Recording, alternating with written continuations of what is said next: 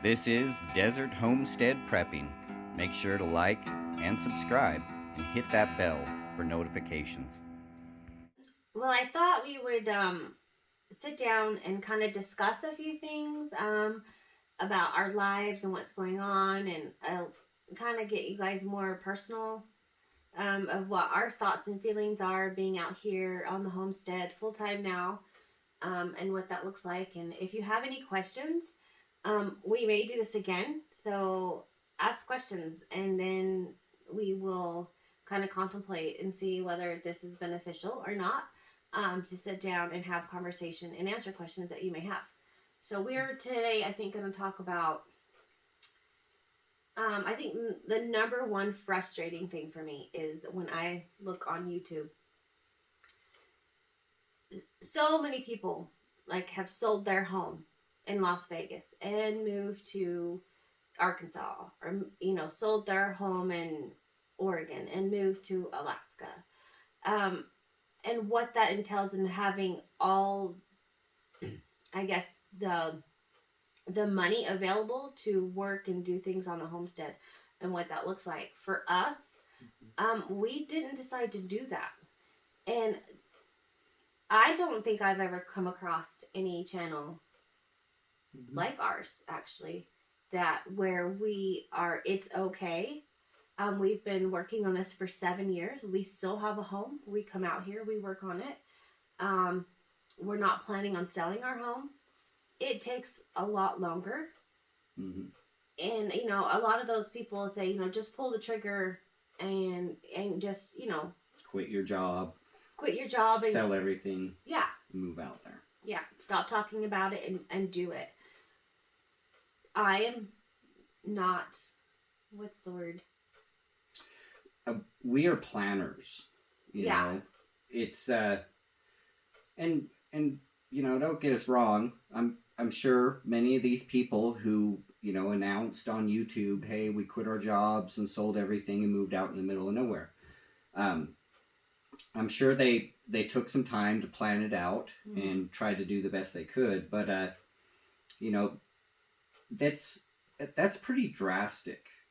That's a that's a serious change and a serious commitment, and not everybody has the ability to just up and leave. And so I think we just kind of want to talk about um, another option, which is the option that we chose, where you don't quit your job and sell everything and move out into the middle of nowhere. There are options.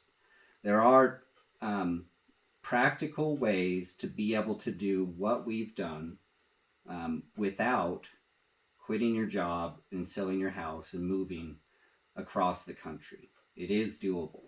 I think the number one factor is find something in your means. So even with us, you've seen our homestead. We are out in the desert.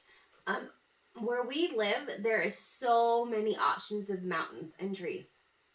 So many where you could go here in the state of Utah. Um, but for one, the land is three times the price. Mm-hmm. Yeah. Three times the price, and everyone also wants the trees and the streams and the lakes. So you're getting rid of the in town feel, and you wanting to move somewhere. Mm-hmm. It wasn't feasible for us to do a mountain. Mountain property, right? No, we had to live, or we had to pick again where we could. At that point, we were making this payment and that our house payment. Mm-hmm. Right now, our property is currently paid off, but there was a time where we had two mortgages, I guess you could say. Yeah, a property payment and a house payment. Yeah, and then kids and everything. That kind of brings us up to another point. Some people have a split family, and that was our situation. Yeah. So in that situation, you can't just up and move across the country and quit your job. If you have split custody of your children, you have an obligation to your children to be there for them and to stay within the vicinity to maintain the custody arrangements that you have. And not only that, as a father, I had an obligation to pay child support. That is my duty. Even though I did spend lots of time with my kids, it was still a requirement. So I couldn't just quit my job. So, many people who watch, these homesteading channels or off-grid preparedness channels are in those same situations where you may be in a split custody situation. And so we had to factor that in. We really wanted to do something like this, and the only option was to maintain our lifestyle, our jobs and everything back in town as we built up this homestead. And it was a lot of work. We would meticulously plan our vacations and gather supplies and everything, and we would come out here and work like crazy for 7 days. And that's really how we built this place up, 1 week at a time. And also, it's very important to utilize the time. So where we are located, our home to here had to be in a good distance, where we could travel and then still, like, we didn't want to travel like 2 days away or 8 hours and then ruin, what I'm saying, the time that we had. So when we were looking for our second this property, it had to be a certain distance from our main home, as well. Yeah, it had to be close enough to where it was reasonable to be able to come out here regularly. I mean, if we were 800 miles away, I mean, it's not a reasonable distance for you to be able to go out and work on it. But that also goes into the other factor of why we chose this place, and the distance is the prepper, from the prepper standpoint. As we see what's been going on in our country and around the world, we wanted to have a place close enough to where if we had to, we could walk out here and know that we had what we needed: food and water and shelter and all those things if society crumbled around us. So that was a very important factor. So there's 2 parts to that. Yes, we're preppers preparing for an uncertain future, but we also want a change from the lifestyle that we grew up in, the big cities and the influence of society. And we wanted to build a future for ourselves, to have a homestead where we could see if we can live off the land and go back to a simpler life. And so those 2 came together for us to be able to find a property in this location. Do we want to go into a little bit of our backgrounds? Sure. Okay, so our backgrounds are, I feel, completely opposite. I was born in Wisconsin, but I was 6 months old when my parents moved, and my dad was a dairy farmer, and that kind of was instilled in my dad. And wherever we moved, my dad worked for Exxon, so we were oil filled. I grew up in South Texas, where we had a farm. We had a milk cow, and we had chickens, and we had a garden, a huge garden, and acres, and a horse, and a barn, and stuff like that. So, and yes, my parents are still married. Actually, they just celebrated last week their 49th wedding anniversary.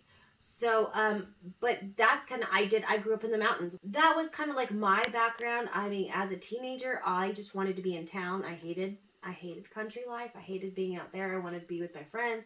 I wanted to go to the movies and do all the things. That all the city kids did. Yeah, that all the city kids did. Exactly. So I don't think it was until I hit maybe 35, where we live right in town. Mm-hmm. Like, we live right next to a gas station, a grocery store. Walk to the grocery 3 store. blocks. Yeah. We are right in the middle of town. Mm-hmm. And he had that home when I met him and married him. And so he's had that house for 20 years. Yep. So that was just where it was. And it wasn't until I had gotten older and I realized that I missed this way of life and trying to bring back some of, the memories and try to remember how this all works, kind of, because I grew up this way. Yeah. Trying to bring back that lifestyle. Yeah. Yep. Which I never thought I would come back to, but here we are. Yeah. So my background is very different. My family, when I was growing up, was a split family, and so it was quite different. My mother had gone through, various marriages and divorces, and in turn, our living situation was constantly changing.